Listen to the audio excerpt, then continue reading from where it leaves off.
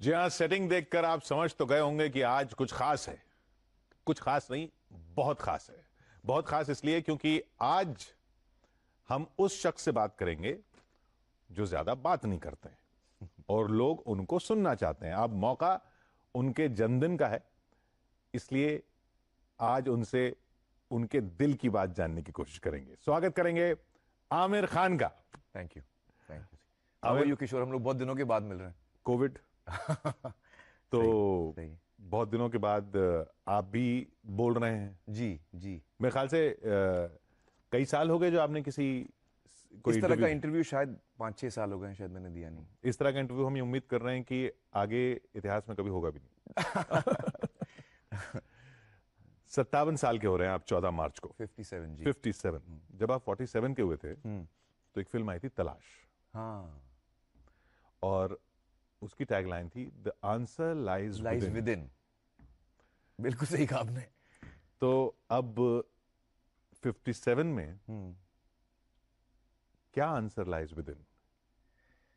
Actually बड़ा interesting सवाल पूछा है आपने। अ, मुझे लगता है कि हम सबकी जिंदगी में एक एक जर्नी होती है, हम सबकी जर्नी होती है, और इस ये आपने 10 साल की बात की है, तो आज मैं हूँ, जो मेरी सोच है, जो मेरे विचार हैं, 10 साल पहले वो उसमें काफ़ी बदलाव आया है। लेकिन मेरे विचारों में तब्दीली ज़रूर आई है, मेरे थॉट्स में तब्दीली ज़रूर आई है। जिन चीज़ों को मैं ज़्यादा अहमियत देता हूँ अब, उसमें तब्दीली ज़रूर आई, उसमें चेंज आया है। और एक्चुअली एक तरह से ये कोविड के दौरान जब हम घर पे बैठे थे, काम बंद था, और वो बहुत ही एक मुश्किल दौर था हम सब के लिए।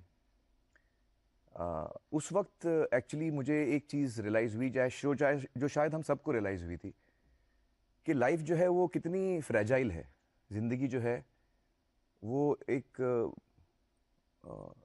बूंद की तरह है, पानी की बूंद की तरह, इतनी फ्रेजाइल है वो।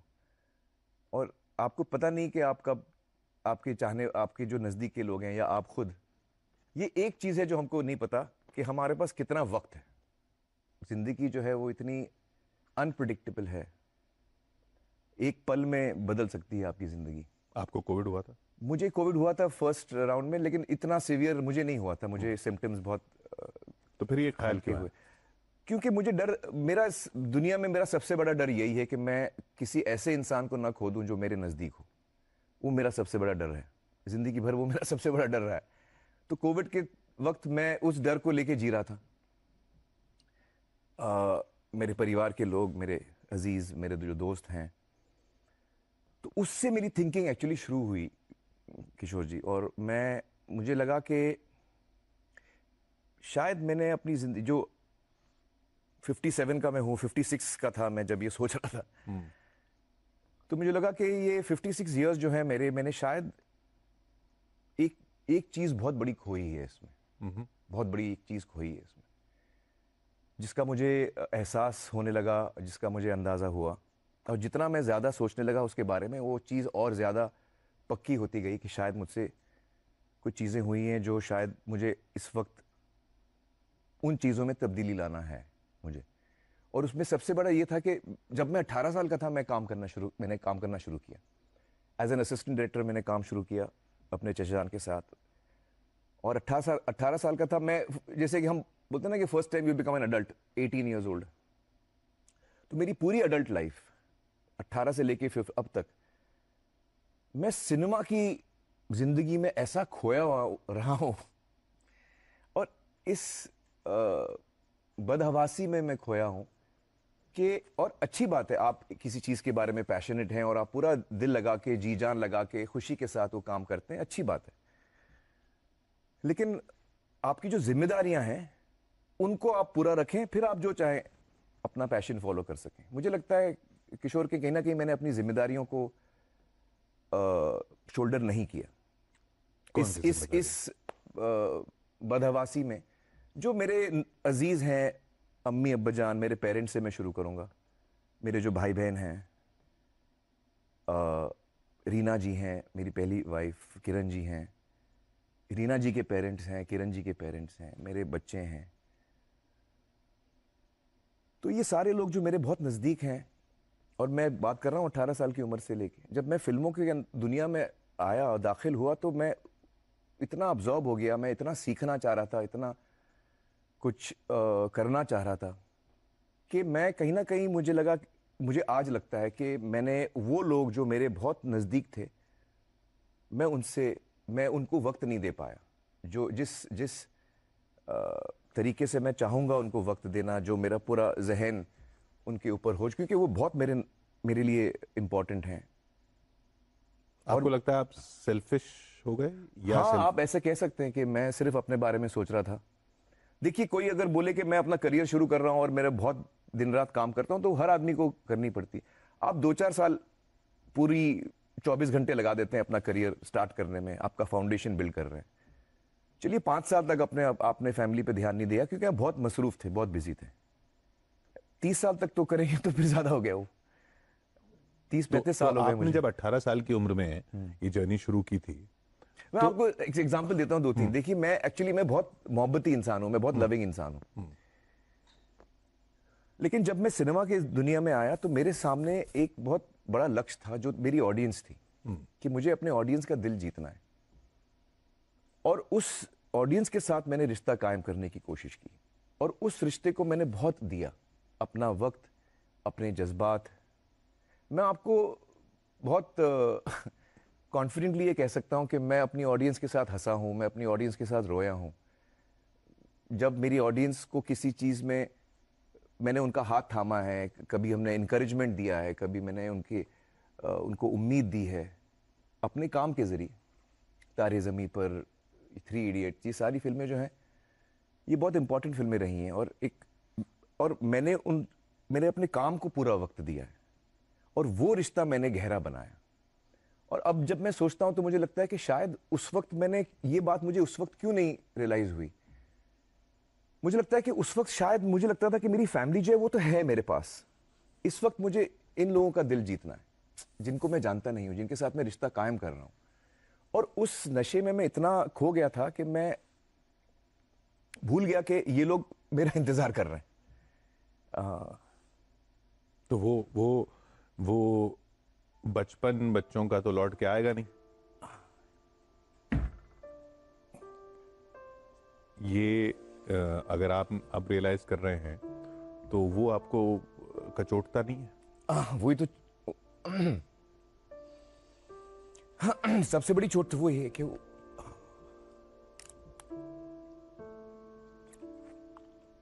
क्या है कि ये सेलिब्रिटी होने का दंश है? नहीं, ऐसी बात नहीं। इसका दोष मैं किसी अपने प्रोफेशन को नहीं देना चाहूंगा। मुझे लगता है कि जैसे मेरे बच्चे हैं, आयरा है, जुनैद है, आज़ाद है। आज़ाद अभी 10 साल का है, जुनैद 27 का है, आयरा 23 की है। लेकिन जब आयरा छोटी थी, 2 साल की, 3 साल की, 4 साल की, 5 साल की, मैं था नहीं वहाँ पे किशोर जी। मैं फिल्मों में मसरूफ़ था। ज़ाहिर है मैं अपने बच्चों को बहुत चाहता हूँ, लेकिन जब उसको शायद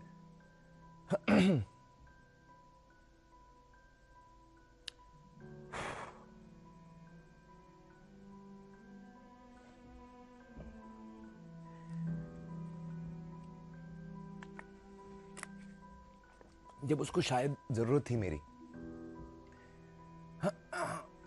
हर बच्चे को ज़रूरत होती है। आप जब छोटे होते हैं, आपके डर होते हैं, आपके फियर्स होते हैं, आपकी उम्मीदें होती हैं। तो मैं था नहीं उसका हाथ पकड़ने के लिए। जब उसको डर लगे किसी चीज़ से, उसको दिलासा देने के लिए मैं था ही नहीं। तो वो सब मैं कैसे करता? और इस बात का मुझे बहुत शार्पली अंदाजा है कि वो वक्त वापस नहीं आएगा।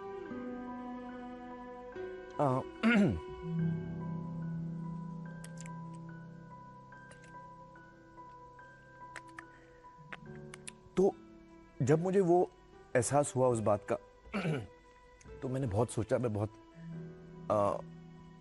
अकेले बैठ के मैंने बहुत सोचा, और मुझे रियलाइज़ हुआ कि मुझे इस वक्त इसके बारे में बहुत गहराई में सोचना है। तो चाहे वो जुनैद हो, आयरा हो, किरण जी हो, आज़ाद हो, रीना जी हो, मेरे अम्मी अब्बाजान, आज अब्बाजान नहीं है हमारे साथ, मेरे कज़न्स, मेरे भाई बहन, फैसल। तो एक तरह से मैं खो गया था, तो मैं था ही नहीं। और मेरे परिवार इतना अच्छा है कि उन्होंने कभी मुझे ये एहसास नहीं दिलाया कि भाई हम हैं, हम भी हैं, हम वेट कर रहे हैं। तो ऐसा नहीं, मैं मिलता भी था लेकिन मेरा ध्यान नहीं था, मेरा ध्यान नहीं था, मेरा ध्यान अपने काम पे था। तो आज मुझे लगता है कि जो मैंने प्यार और मोहब्बत, वक्त, ध्यान, वो जो सारा मैंने अपनी फिल्मों को दिया, अपने ऑडियंस को दिया, उसमें से कुछ मुझे अपनी फैमिली को भी देना चाहिए था, बल्कि ज़्यादा मुझे अपनी फैमिली को देना चाहिए। इसका मतलब ये नहीं कि मैं काम ठीक नहीं करूँगा, ऐसी बात नहीं है। कुछ लोग हैं जो अपनी लाइफ को बड़ी बैलेंस तरीके से चलाते हैं, शायद मुझसे वो नहीं हुआ और उस बात का मुझे एहसास हुआ। और मैं खुश हूं कि मुझे 56 पे एहसास हुआ।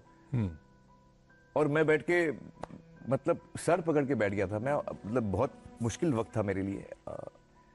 जब आपको रियलाइज होता है कि आप एक चीज आपसे छूट चुकी है, और जैसे अभी जुनैद का बचपन दोबारा नहीं आएगा, आयरा का दोबारा नहीं आएगा, ये सारा वक्त जो निकल चुका है वो दोबारा नहीं आता है।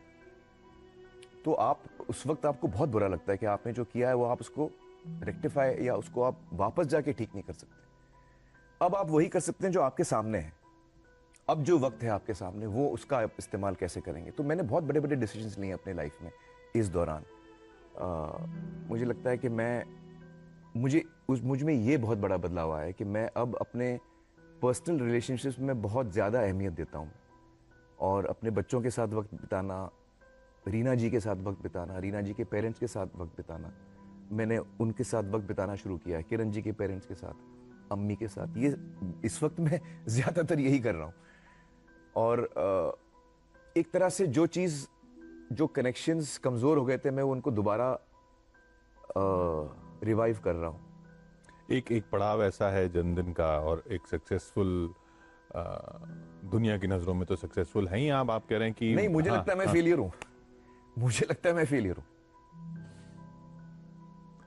इस पड़ाव पे तो अमूमन ये देखा जाता है कि हमने क्या पाया। आप ये देख रहे हैं कि हमने क्या खोया। जो मैंने खोया है वो बहुत बड़ी चीज है। और मैं ये भी मानता हूं कि वो पूरी तरह से नहीं खोया गया है, क्योंकि अब भी वक्त है, अब भी वो रिश्ते मेरे सामने हैं। तो मैं उस दिशा में निकल चुका हूं जहां मैं अपने रिश्तों को ज्यादा अहमियत दे रहा हूं, ना कि अपने काम को। काम से मेरा उतना ही लगाव है, ऐसी बात नहीं है। लेकिन अब मैं सोचता हूं कि भाई मैं अपने दिन में 24 घंटे होते हैं, आप 8 घंटे सोते हैं, हम कोशिश करते हैं कि हम 8 घंटे सोएं, फिर काम भी होता है। अब 8 घंटे आप काम करेंगे तो फिर बाकी चीजें भी आपके दिन की आपके, तो आप कितना वक्त किस चीज को दे रहे हैं, अब उस पर मैं बहुत सोचता हूं कि भाई ये मेरा वक्त जो है, मैं कितना वक्त किसको दे रहा हूं, किस चीज को दे रहा हूं। इस पे मैं माइंडलेसली नहीं करता हूं ये चीज, मैं सोच के करता हूं कि भाई नहीं, मुझे इस वक्त ये करना है। तो मैं अब मतलब थोड़ा इंप्रूवमेंट आया मुझ में, ये कह सकता हूं। भगवान अगर आपसे कहे कि ठीक है, आपको लौटा देंगे, आपके बच्चों का बचपन लौटा देंगे, आपको वो वक्त लौटा देंगे, उसके बदले में आप क्या दोगे जो आपने पाया अभी तक? उसके बदले में क्या दे दोगे वापस?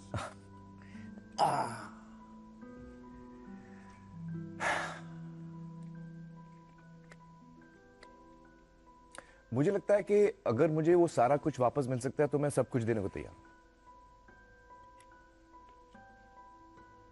फिर आमिर खान नहीं होगा, वो आमिर खान नहीं होगा जो नहीं, वही होगा या शायद दूसरा होगा। लेकिन जो सवाल पूछा उसका मैंने जवाब दे दिया कि मैं, आप सब कुछ देने को तैयार हैं। अगर मुझे वो मेरे बच्चों का बचपन या वो वक्त जो मैं दोबारा मैं, अगर आप दे सके मुझे, या भगवान दे सके मुझे। हकीकत, लेकिन हकीकत है हाँ, वो पॉसिबल नहीं है। और व्यक्तिगत तौर पर जब, क्योंकि मैंने तो आपको देखा है। अच्छा, किरण जी ने मुझे ये बात कही थी एक्चुअली कुछ साल पहले, 7-8 साल पहले किरण जी ने मुझसे कहा था कि मुझे अभी समझ में आ गया कि आपको हम में इंटरेस्ट ही नहीं है। तो मैंने कहा आप ऐसे क्यों कह रही हैं? तो उन्होंने कहा कि आप एक्चुअली अपनी दुनिया में रहते हैं, आपको काम तो आप, हम आपके सामने बैठे बात भी करते हैं तो आपका ध्यान एक्चुअली आपके काम में है। और वो आपको ऐसा खींचता है कि आप अपने आप को रोक नहीं पाते।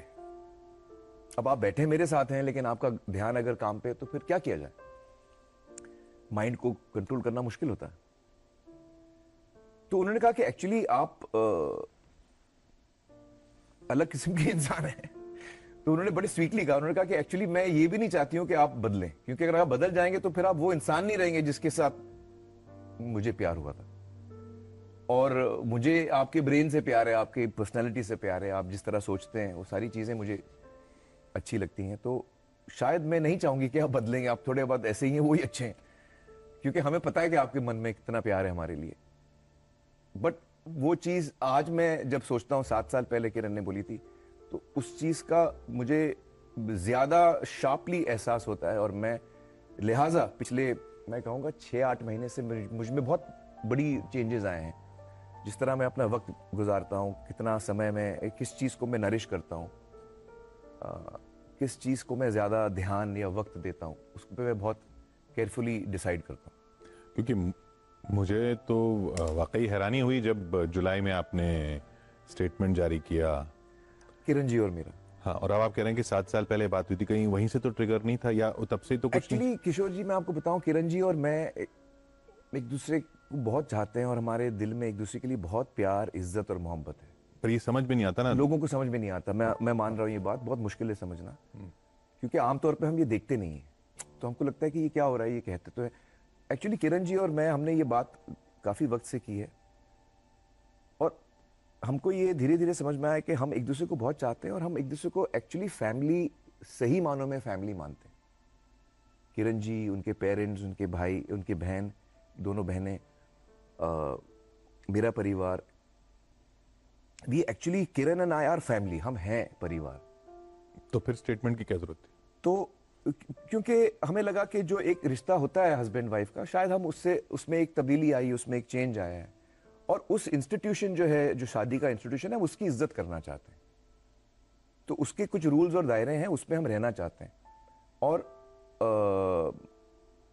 अगर हमें लगता है कि हमारे रिश्ते में एक तब्दीली आई है और हमें उससे कोई इतराज नहीं है, हमें लगता है कि हमें एक दूसरे के दिल में बहुत प्यार और इज्जत है एक दूसरे के लिए, और हम हाथ पकड़ के आगे चलने वाले हैं, हम साथ में काम कर रहे हैं, हम साथ में पानी फाउंडेशन कर रहे हैं, हम साथ में बहुत नज़दीक रहते हैं, वो ऊपर रहती है, मैं नीचे रहता हूँ, तो हम एक परिवार के जैसे ही रहते हैं और हम परिवार हैं।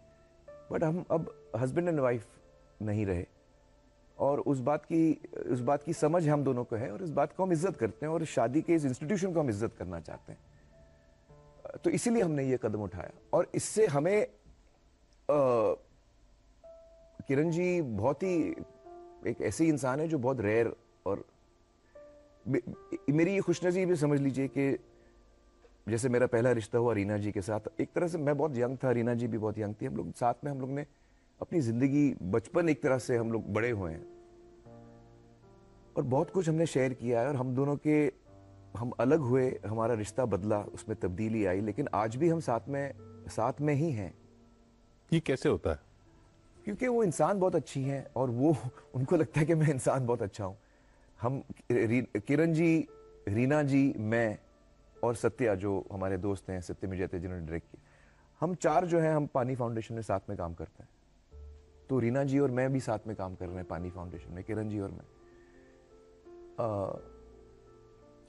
तो आपने क्या सवाल पूछा था? मैं थोड़ा कि ये लोगों को समझ में नहीं आता। हाँ, नहीं, मुश्किल है समझना, क्योंकि आमतौर पे जब शादी टूटती है तो लोग झगड़ा करते हैं, या तो ऐसा नहीं हुआ, ना रीना जी और मेरे बीच में, ना किरण जी और मेरे बीच में। और हम दोनों के परिवार, की रीना जी का परिवार, हमारा परिवार, वो उतना ही नजदीक है। मेरी छोटी बहन फरत जो है, उनकी शादी हुई है रीना के छोटे भाई राजीव से। तो हमारे परिवार अभी भी बहुत नजदीक हैं और बहुत जुड़े हुए हैं। ये वाले रिश्ते में ऐसा नहीं होता कि रिश्ता तभी टूटता है क्योंकि कोई दूसरा रिश्ता बनता है? कभी कभी ऐसा भी हो सकता है, ऐसी बात नहीं है, लेकिन इन दोनों सिचुएशंस में ऐसा नहीं हुआ। और तो फिर जरूरत क्या थी? हमारे रिश्ते में एक तब्दीली आई है जो हम उसको एड्रेस करना चाहते हैं, इसलिए हमने वो किया। इसलिए नहीं कि कोई दूसरा रिश्ता हो गया? नहीं, जब रीना जी और मैं अलग हुए थे तो उस वक्त मेरी जिंदगी में कोई नहीं था। और कोई नहीं था। किरण जी, ऐसे लोगों को लगता है कि किरण जी और मैं पहले मिले थे, वैसा नहीं है। किरण जी और मेरी मुलाकात हुई थी लगान पे, लेकिन हम लोग इतने जानते नहीं थे वो टाइम पे। 300 लोग थे, उसमें से एक किरण जी थे। और हमारी दोस्ती तो उसके बहुत बाद हुई। तो ना उस वक्त ऐसा हुआ है, ना इस वक्त ऐसा हुआ है। किरण जी और मेरे जो हमारे, इस बात को हम लोग कई सालों से हम लोग इस बात को डिस्कस भी कर रहे हैं। और हम सबसे ज़्यादा अहमियत इसमें देते हैं अपने बच्चों को, चाहे वो जुनैद आयरा हो, चाहे वो आज़ाद हो।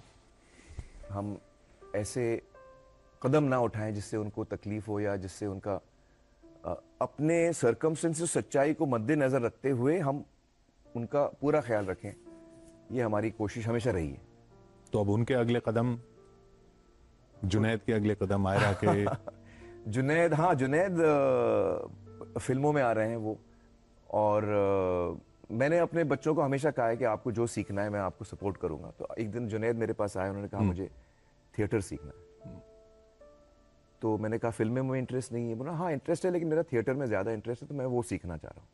तो वो LA गए थिएटर स्कूल में, और वहाँ थिएटर 2 साल सीखा। फिर 1 साल उन्होंने वहाँ कंपनी में काम किया, प्लेस किए। फिर वो बम्बई आए। बम्बई में यहाँ पे उन्होंने बहुत सारे प्लेस किए, 5-6 प्लेस किए।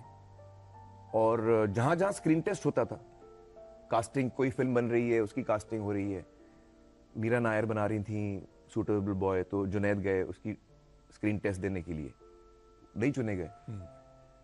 वो ना जा, कभी बोलते भी नहीं थे कि भाई मैं आमिर खान का बेटा हूँ। वो ना उनका नेचर है, ना मेरा नेचर है, हम वो सब नहीं करते। तो वो उन्होंने अपना जर्नी एक बनाया है। उन्होंने थिएटर सीखा, उन्होंने प्लेस किए, उन्होंने 15-20 जगह वो रिजेक्ट हुए। तो इसे आखिर से मतलब एज एन एक्टर वो 15-20 जगह रिजेक्ट हो चुके हैं। जहां जहां उन्होंने ट्राई किया रोल के लिए, उनको नहीं मिला। तो सिलेक्ट अल्टीमेटली उनको यशराज की एक फिल्म मिली। वो इत्तेफाक ऐसा हुआ कि उनका एक स्क्रीन टेस्ट आदि ने देख लिया था। तो आदि को वो उनका स्क्रीन टेस्ट बहुत पसंद आया, और आदि ने फिर एक स्क्रिप्ट उनको ऑफर की। उनके बिना ये जाने कि वो जुनैद हैं? नहीं, उनको पता था कि जुनैद में, आदि और मैं तो दोस्त हैं। तो उन्होंने जब स्क्रीन टेस्ट देखा जुनैद का, वो उनकी फिल्म के लिए नहीं था, पर उनको अच्छा बहुत लगा। उनको लगा ये एक्टर मुझे पसंद आया, मुझे इसके साथ काम करना है। वो मुझे नहीं पता था, वो उनके माइंड में थी बात। तो एक दिन उनका फोन आया कि भाई मेरे पास एक स्क्रिप्ट है जो मुझे लगता है जुनैद के लिए सही है। तो मैंने कहा वो आप जुनैद को सुनाइए, क्योंकि वो अपने डिसीजन सारे खुद लेता है। तो जुनैद ने स्क्रिप्ट सुनी, फिर जुनैद ने स्क्रीन टेस्ट दिया बाकायदा उस रोल के लिए, और फिर वो चुना गया। तो उन्होंने अपनी जर्नी खुद बनाई है, जो मुझे खुशी होती है कि उसने अपने जर्नी की शुरुआत अपने कदम। तो आमिर खान प्रोडक्शंस की लॉन्चिंग नहीं वो ना हमने, अगर मुझे लगता है कि उसको काम उसने अच्छा सीखा है और भी सीखेगा। ज़हीन है, बहुत हार्ड वर्किंग है, very sincere. So he has, अब उसकी जर्नी क्या होती है वो हमको नहीं पता, लेकिन कोई ऐसी कहानी आएगी जिसमें अगर मुझे लगे कि जुनैद का अच्छा रहेगा तो मैं प्रोड्यूस जरूर करूंगा, क्योंकि मुझे लगता है वो अच्छा एक्टर। और आयरा जो है वो एक्चुअली वो जिस दौर से सोशल स्पेस में ज्यादा उनको इंटरेस्ट है। तो उन्होंने एक कंपनी शुरू की है, non profit company, mental health को लेकर। तो उस टॉपिक से वो बहुत जुड़ी हुई हैं और उसमें वो काम करना चाहती हैं। वो चाहती हैं कि जो एक मानसिक तौर पे वो हिंदुस्तान में बहुत सारे लोग पीड़ित हैं, उन उस क्षेत्र में अगर वो मदद कर पाए लोगों की, वो उनका इंटरेस्ट उसमें है। तो मैं भी उनके साथ उस काम में जुड़ा हूं। उनकी कंपनी का नाम है उस सेक्टर में। तो आपने सत्यमेव जयते के दौरान भी जी इंटरेस्ट लिया? सत्यमेव में हम लोग ने भी उसमें साथ में काम किया था असल में। तो 3 सीजन किए थे, 24 एपिसोड किए थे। मेंटल हेल्थ भी हमारा एक उसमें एपिसोड था, लेकिन ये अब वो फुल टाइम मेंटल हेल्थ में काम करना चाह रही हैं। तो बहुत रिसर्च कर रही हैं, और वो एक छोटी सी टीम के साथ, मैं भी उनकी टीम में हूँ बाय द वे। अच्छा। मैं भी हूँ, फुल टाइम मैं उनके साथ नहीं हूँ, लेकिन मैं पार्ट टाइम उनके साथ काम करता हूँ।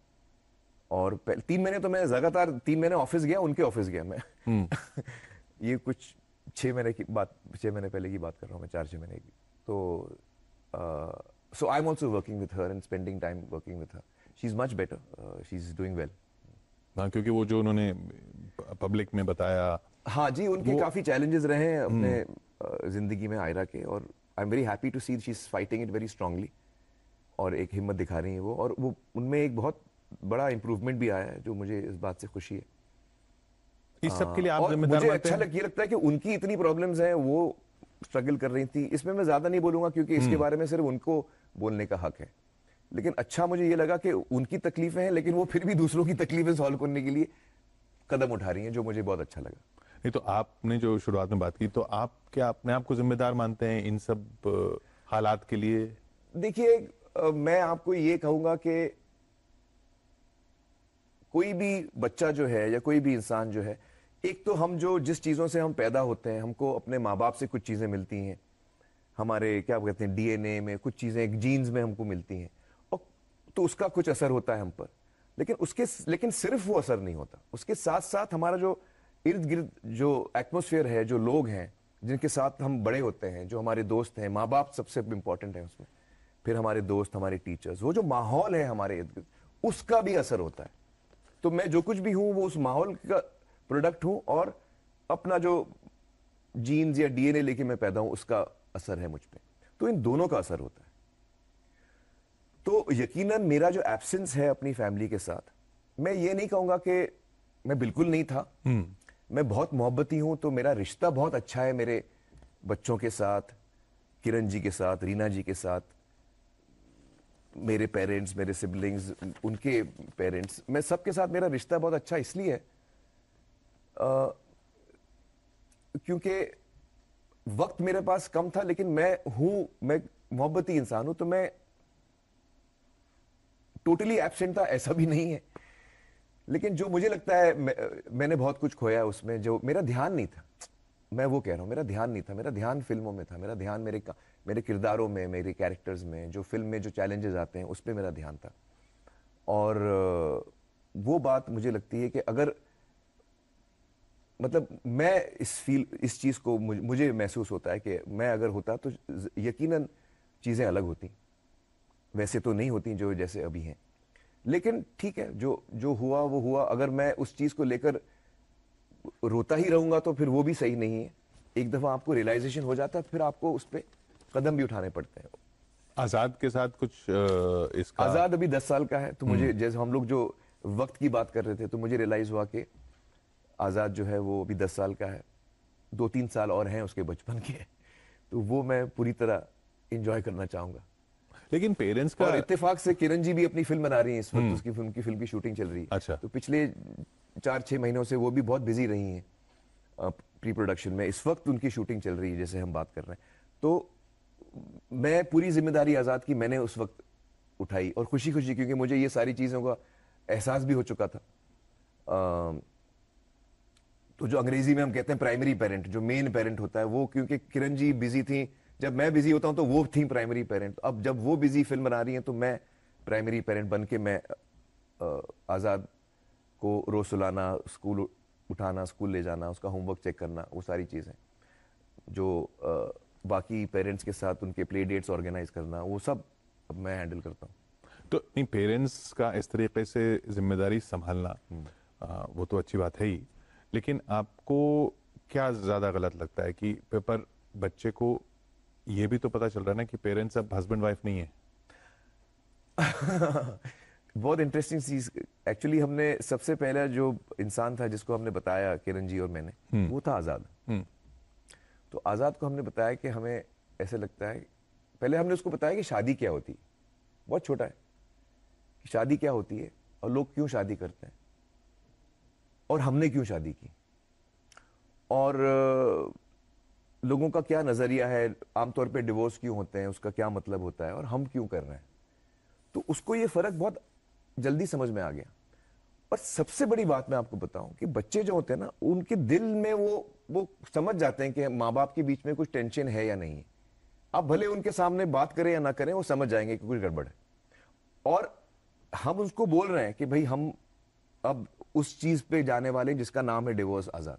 और उसको चिंता नहीं हो रही है, क्योंकि उसको हमसे फील नहीं हो रहा है कि हम अलग हो रहे हैं। उसको वाकई दिल में फील नहीं हो रहा है। तो उसने बोला तो प्रॉब्लम क्या है, उसने हमसे पूछा। तो हमने कहा नहीं, लोग डिस्टर्ब होंगे, वो शायद उनको लगेगा। तो ये सब तो कुछ चेंज नहीं हो रहा है, हम ऐसे ही रहेंगे।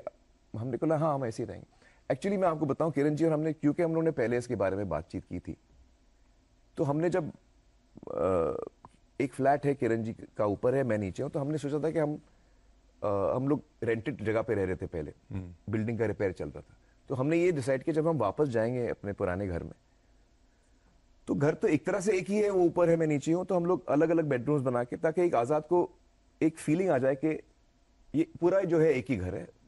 मैं कभी इस मम्मी के बेडरूम में हूँ, कभी पापा ऊपर आ जाते हैं, मम्मी नीचे आ जाती हैं। तो वो 1.5 साल 2 साल तक वो एक उसने एक्सपीरियंस किया, क्योंकि हम इससे ज्यादा अलग नहीं होने वाले सिर्फ ऊपर नीचे होने वाले। तो उसको हमने पहले वो एक्सपीरियंस करा दिया कि भाई ये जिंदगी है हमारी, और उसको फील भी नहीं हुआ क्योंकि हम साथ में ही रहते थे हमेशा।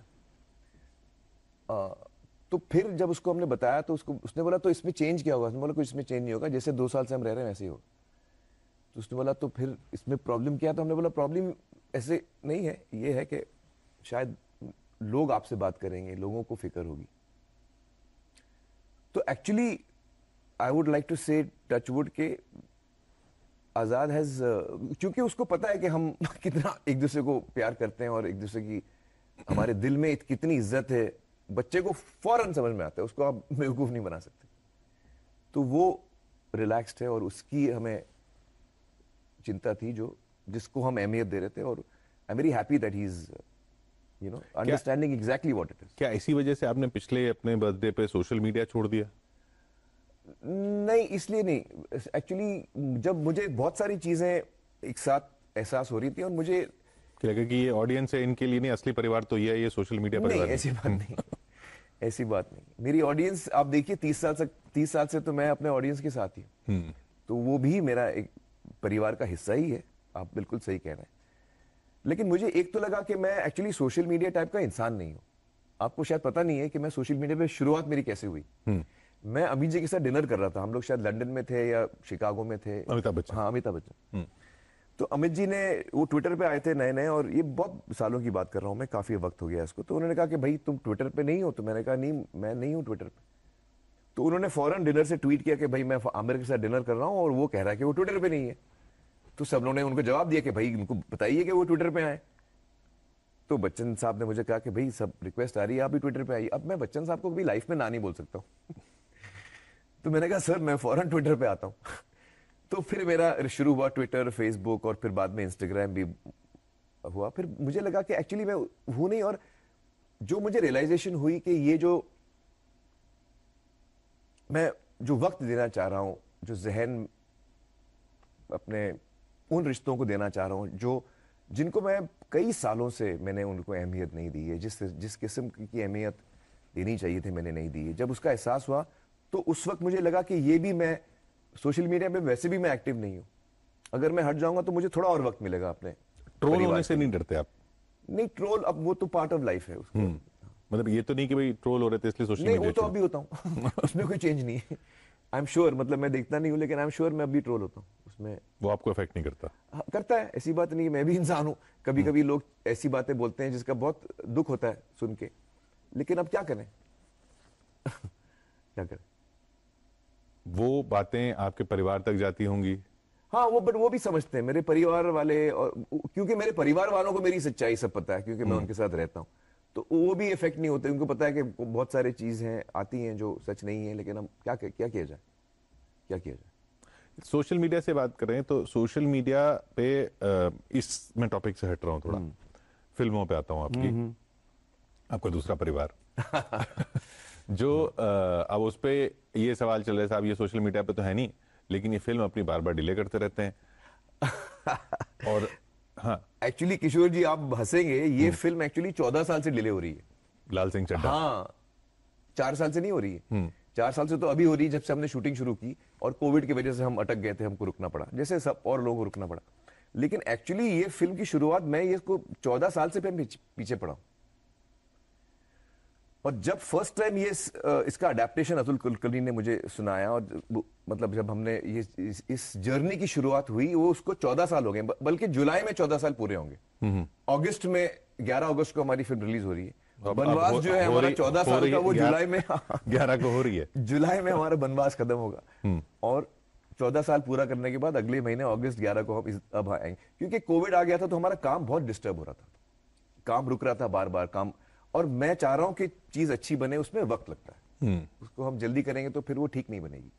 लेकिन अब मुझे काफी वक्त मिल गया है, और अगर कोई ऐसे कोई एक्ट ऑफ गॉड नहीं आ जाए कि फौरन अभी दोबारा कोविड का कोई अटैक आ गया, खुदा ना खास्ता, या भगवान ना करे ऐसा हो, तो अगर ऐसा कुछ ना हो तो हम 11 अगस्त तक आ सकते हैं। अब हम ठीक ठाक, नहीं, मतलब जो अब हमारे पास जो वक्त है। आजकल जो ट्रोल किया जा रहा है ना वो इस पे कि वो साहब केजीएफ थी उसकी वजह से डर गए। अरे अब उधर केजीएफ हाँ। चीज ही है डरने की भाई, इसमें मुझे कोई डाउट नहीं है। केजीएफ बहुत अवेटेड फिल्म है, उसका पार्ट 1 लोगों को बहुत पसंद आया है। और अगर कोई दूसरी फिल्म केजीएफ के साथ आ रही है और अगर नहीं डर रही है तो पता नहीं क्या सोच रहे हैं वो। पर उसकी वजह से आप शिफ्ट नहीं हुए? नहीं, उस वजह से हमने शिफ्ट, अब वो क्योंकि shift- नहीं उसके एक्चुअली मैंने रीच आउट किया उनको, क्योंकि मुझे भी बुरा लग रहा था कि एक फिल्म है, उन्होंने उनकी मेहनत से बनाई है और ऑडियंस भी उस फिल्म को देखने के लिए उत्सुक हो रही है, और मैं उसी डेट पे आ रहा हूँ, मुझे अच्छा नहीं लग रहा था, लेकिन मैं क्या करता। तो मैंने उनसे पहले बात की, मैंने कहा कि भाई मुझे डेट नहीं मिल रही है, तो मैं आ सकता हूँ आपकी डेट पे? तो उन्होंने कहा, क्योंकि अलग किस्म की फिल्म है, लाल सिंह चड्ढा जो है वो बहुत ही फैमिली फिल्म है, और KGF is an action film, you know, तो अलग जॉनर की फिल्में हैं। एक्चुअली 11 अगस्त को भी मैंने रिक्वेस्ट की है भूषण जी से और उनके डायरेक्टर से, मैंने रिक्वेस्ट की कि भाई मुझे और कोई डेट नहीं मिल रही है, मैं अब 14 अप्रैल नहीं आ पाऊंगा, काम कंप्लीट नहीं होगा, तो क्या मैं 11 अगस्त को आ सकता हूं? तो they were kind enough to give me the day. उनको भी थोड़ा वक्त लग रहा था, तो 2 फिल्में आ रही थी, रक्षाबंधन और भूषण जी की फिल्म, जिसमें प्रभास है hero, it's a very big film. तो वो उनको भी वक्त लग रहा था, तो उन्होंने कहा आप आ जाइए, हम हट जाते हैं। तो अब उस वक्त 2 फिल्में थी, अब भी 2 फिल्में हैं, instead of you know Prabhas film, अब वो मेरी फिल्म आ रही है। तो ये फिल्में आपकी एक तो इतने समय बाद आती हैं, हाँ हाँ, और मतलब डिमांड इतनी है, सप्लाई इतनी कम है, और इंटरव्यूज भी आपके इतने समय बाद आते हैं। तो एक पर्सनल सवाल पूछता हूँ हाँ कि भाई फिर क्यों बात कर रहे हैं आप न्यूज़ 18 इंडिया से? इसका जवाब शायद आपको ऑलरेडी पता है। क्या है, मैं अब लोगों को बताता हूँ कि किशोर जी और हमारी दोस्ती काफी सालों से है, हम लोग ने असर प्रोग्राम साथ में किया था, और पिछले कई सालों से किशोर जी मुझे रिक्वेस्ट कर रहे हैं कोई इवेंट के लिए आने के लिए, आपके चैनल के लिए, और मैं इत्तेफाक से कुछ ना कुछ हो रहा है जो मैं नहीं आ पा रहा हूँ। अगले में तो आ रहे हैं आप। हाँ, मैं जरूर आऊंगा, 3-4 दफा मैं आपको ना बोल चुका हूँ। तो जब आपका ये रिक्वेस्ट आया तो मैंने कहा अब सिर्फ सिंपल इंटरव्यू में कैसे ना बोलूं, तो सवाल ही नहीं उठता, मतलब आपको मैं ना बोल ही नहीं सकता था, तो मैं इसलिए मैंने फौरन हाँ कहा। तो आप मतलब सिंपल मान रहे हैं इस इंटरव्यू को? हाँ। तो थोड़ा टफ किया जाए ऐसे। करिए, टफ करिए। नहीं, ये जो फिल्मों में आपका कैरेक्टर के लिए आप ट्रांसफॉर्मेशन करते हैं, हाँ हाँ, फिजिकल ट्रांसफॉर्मेशन होता है, कैरेक्टर के लिए होता है, वो आपको क्या पर्सनली इफेक्ट करता है? ये एक्चुअली ये सवाल आपने जो पूछा है, मैं इसके साथ में मुझे इसका जवाब नहीं पता, क्योंकि जब मैं लॉजिकली सोचता हूं तो मुझे लगता है कि नहीं, इसका असर नहीं होना चाहिए, मैं वो कैरेक्टर थोड़ी बन जाता हूँ, मैं तो आमिर ही हूँ और मैं वो किरदार, क्योंकि बाकी लोग भी एक्टिंग करते हैं, लेकिन आप तो अपना पूरा शरीर ही बदल देते शरीर हैं। हाँ, लेकिन क्या मुझे ओवर टाइम मुझे 2-3 चीजें रियलाइज हुई जो मुझे बहुत ऑड लगी। जैसे मुझे याद है मैं गजनी कर रहा था, और गजनी के वक्त मैंने वो लुक थी, मेरी बाल छोटे थे, और उससे पहले तक जहां पर भी मैं जाऊं पब्लिकली लोग मेरी तरफ आते हैं, और मेरा नेचर और पर्सनालिटी भी ऐसा है कि मैं स्माइल करता हूं लोगों को, मैं कनेक्ट करता हूं, तो आमतौर पे जहां पे भी मैं जाता था मुझे एनर्जी मेरी तरफ आते हुए फील होती थी, लोग मेरी तरफ बढ़ते थे मिलने के लिए, फोटो के लिए, कुछ भी बात करने के लिए। तो लेकिन गजनी के दौरान जब भी मैं कहीं पे भी चलता था लोग मुझसे दूर हटते थे। मैं था वही इंसान, मैं उतना ही स्माइल कर रहा हूं, मुझ में कोई चेंज नहीं आया, लेकिन कुछ एनर्जी थी मेरे में जो मुझे खुद नहीं पता क्या थी, क्योंकि उस पूरे दौरान में मैंने अपनी टीम को भी बोला कि यार मेरे से सब भागते हैं यार, उनको डर लगता है मुझसे, पता नहीं क्यों, सिर्फ हेयर कट की वजह से नहीं हो सकता वो। तो मैं कुछ एनर्जी आ रही जिससे उनको लग रहा है कि ये आदमी हमको मार तो नहीं देगा, मतलब पता नहीं उनको कुछ फील हो रहा है, तो कुछ तो हो, I don't know what it is. मैंने जैसे हम लोग अभी, जैसे मैं अभी लाल सिंह चड्ढा कर रहा हूं, इसलिए मैंने ये सवाल पूछा। हाँ, अभी लाल सिंह चड्ढा जो है वो बहुत इनोसेंट कैरेक्टर है, बहुत ज्यादा इनोसेंट कैरेक्टर, और इमोशनल, बहुत इमोशनल कैरेक्टर है, और उसी दौर में मैं आपको देख रहा हूं, और उसी दौर में मैं इस तरह इफेक्ट भी हो रहा हूं। तो मैं सोच रहा हूं कि ये क्या हो रहा है, इसलिए मैं बोल रहा हूं कि शायद होता होगा, मुझे नहीं पता, मुझे नहीं पता। चलिए तो थोड़ा सा माहौल बदलते हैं, हाँ। ताकि स्टैंडर्ड वाले कुछ सवाल जवाब हो जाए, कुछ रैपिड फायर वाले। हाँ, चलिए, क्वेश्चन नंबर 1, आप इस वक्त क्या पढ़ रहे हैं? इस वक्त तो मैं, क्योंकि आजकल मैं कई महीनों से मैं आजाद, रात को हम लोग साथ में किताब पढ़ते हैं, ही लाइक्स, मैं पढ़ता हूँ उनके लिए। तो आजकल वो हैरी पॉटर की किताब है जो मैं रोज रात को पढ़ता हूँ उनके लिए, वो मैं पढ़ रहा हूँ आजकल। जादू चल रहा जीवन में। हाँ जीवन में जादू है। हाँ, सही कह रहे हैं आप, सही कह रहे हैं। अच्छा, क्या है, जब बच्चों को आप कहानी सुनाते हैं ना, तो आजाद इतना एक्साइटेड हो जाता है, वो देखने के वो चीज है। वो जब कोई भी किताब में जब कोई एक्साइटिंग मोमेंट आता है, वो उठ जाता है, वो यहां से वहां दौड़ता है, वो जंप करने लगता है, इतना एक्साइट हो जाता है कहानी सुन के। मतलब बच्चे कितना खो जाते हैं, एक्साइट हो जाते हैं कहानी में। So it's so wonderful to see that, इतना अच्छा लगता है मुझे। आपको बचपन में कहानी सुनाते थे? बचपन में मुझे कहानियां सुनने का इतना शौक था। कौन सुनाता था? माई ग्रैंड मदर, अम्मी, फूफी जान हम उनको कहते थे। शी वाज एक्चुअली, नानी जान कहते थे, but she was actually my mother's phuphi. तो उनसे कहानियां सुनते थे, हमारे घर में जो कुक थी उनसे सुनते थे, अम्मी से सुनते थे। लेकिन सबसे ज्यादा मुझे जो कहानी सुनने का इतना इंटरेस्ट था कि उसके अलावा जो राइटर और डायरेक्टर्स घर आते थे अब्बाजान को कहानी पिच करने के लिए, क्योंकि अब्बाजान प्रोड्यूसर थे, तो वो बैठते थे कहानी सुनने के लिए, और मैं भी कोने में बैठ जाता था।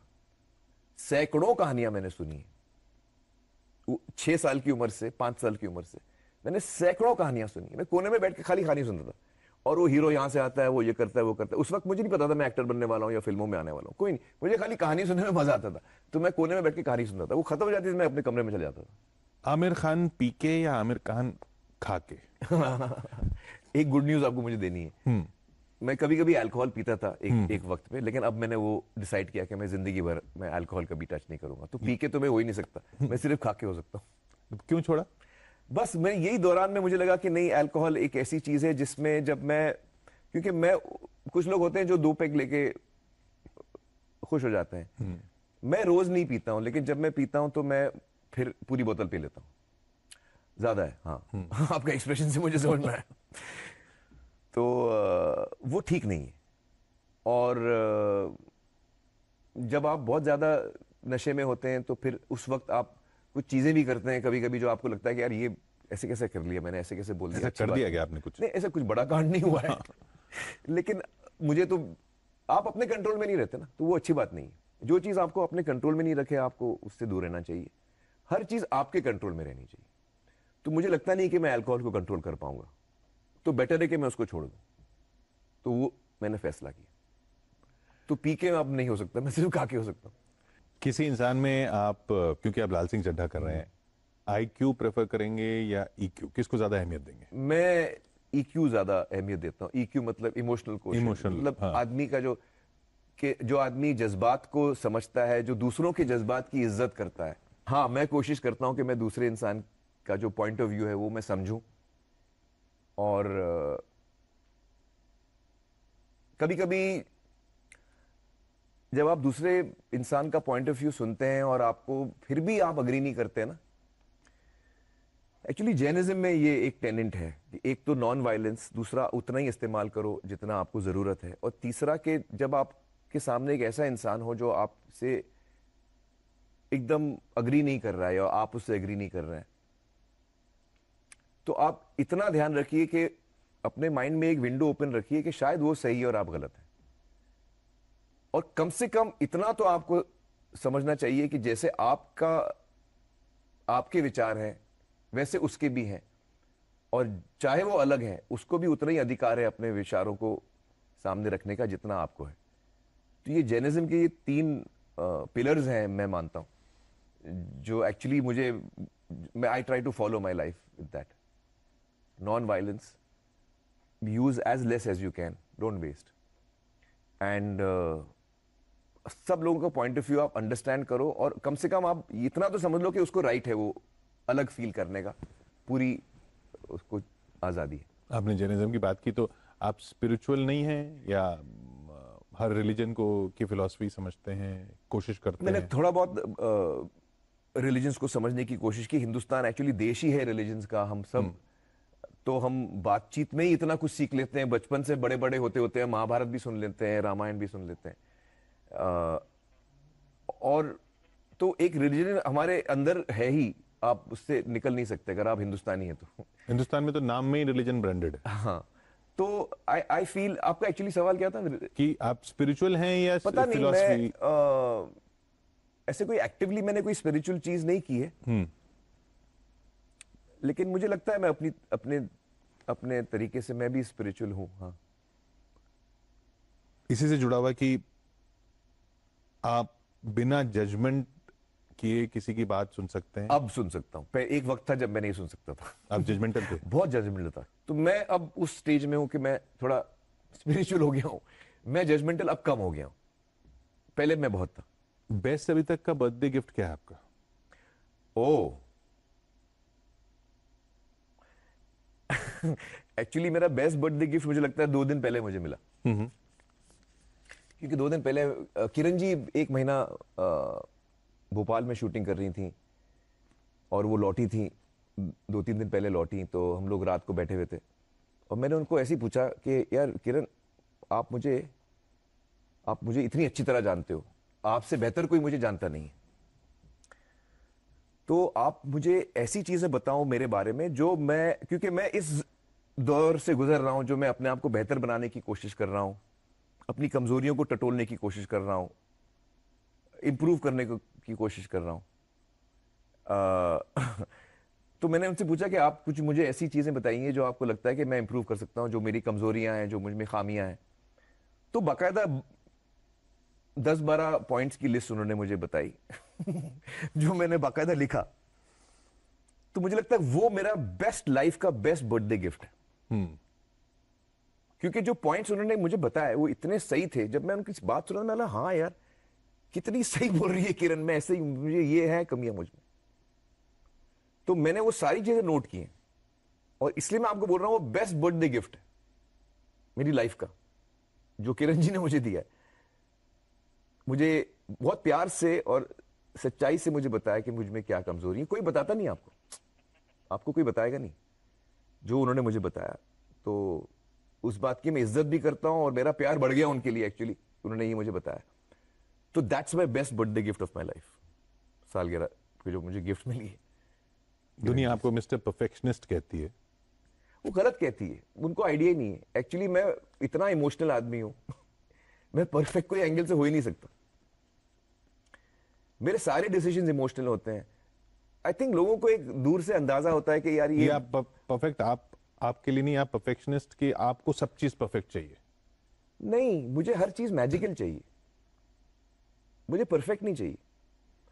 परफेक्ट चीजें कभी कभी बोरिंग होती हैं, मुझे परफेक्ट में इंटरेस्ट ही नहीं। मुझे चाहिए हर चीज में मैजिक हो एक मोमेंट में मैजिक हो, एक इंसान में मैजिक हो, एक एनर्जी में मैजिक हो, मुझे वो चाहिए। जब हम फिल्मों की बात करते हैं तो उस शॉट में मैजिक मिला कि नहीं आपको, वो मोमेंट मिला कि नहीं, उसमें कुछ टेक्निकल चीजें हो गई होंगी, उससे मुझे बिल्कुल फर्क नहीं पड़ता। अब मैजिक मिला तो फिर हम वही टेक लगेंगे, उसमें थोड़ा आउट फोकस हो गया चलेगा। अगर मुझे परफेक्शनिस्ट होता तो मैं बोलता नहीं फोकस भी ठीक होना चाहिए, वो शैडो भी ठीक नहीं था, उससे मुझे कतई इंटरेस्ट नहीं। I am a person who is not a perfectionist, who is a passionate person. I want magic, I don't want perfection. तो आखिर में आमिर अब मैं चाहूंगा कि आप सीधा उस कैमरे में देखें। ओके। और उन सब लोगों से अपने 57th बर्थडे पे कहें कुछ भी, जो आपको पसंद भी करते हैं और जो आपको पसंद नहीं भी करते हैं और जो ट्रोल भी करते हैं, वो सुनना चाहते हैं इतने वक्त बाद कि आमिर खान को कहना क्या है इस सब कुछ जो उनको कहा गया। मुझे सभी लोगों से ये कहना है कि जो कुछ भी मैंने अपने लाइफ में खोया है अपने वक्त में, जो अपनी पर्सनल रिलेशनशिप को मैंने इतनी अहमियत नहीं दी, या एक्चुअली मैं किसी को ब्लेम नहीं कर रहा हूं, लेकिन हमारे माइंड में इतनी लाइफ इतनी टफ भी होती है, आपकी इतनी जिम्मेदारियां होती हैं, आपको कभी कभी नहीं हो पाता। लेकिन उस सब में भी अगर हम अपने पर्सनल रिलेशनशिप्स पे थोड़ा ध्यान दें और उसको नरिश करें, उसको हम बढ़ावा दें, तो हमारी लाइफ में बहुत ज्यादा सुख आ जाता है। ये मैंने सीखा है। Thank you for all the love that you have given me. और कभी मुझसे कोई गलतियां हुई हैं जिंदगी में तो मैं सीखने की कोशिश कर रहा हूं। I am trying to learn and get better. बहुत बहुत शुक्रिया आपका आमिर खान। थैंक यू किशोर, इस खास बातचीत के लिए और happy birthday. Thank you. Aamir Khan पहली बार दिल से बात करते हुए कह सकता हूं? हाँ, एक्चुअली हमारी फिल्म में एक लाइन है, वो लाल सिंह कहता है, मेरी मम्मी कहती है दिल चंगा ते सब चंगा। तो मैं उस चीज को बिलीव करता हूं, दिल चंगा ते सब चंगा। उम्मीद करेंगे आगे भी सब कुछ सबके लिए चंगा चंगा ही हो। Thank you. Thank you so much. देखते रहिए आप News 18 इंडिया।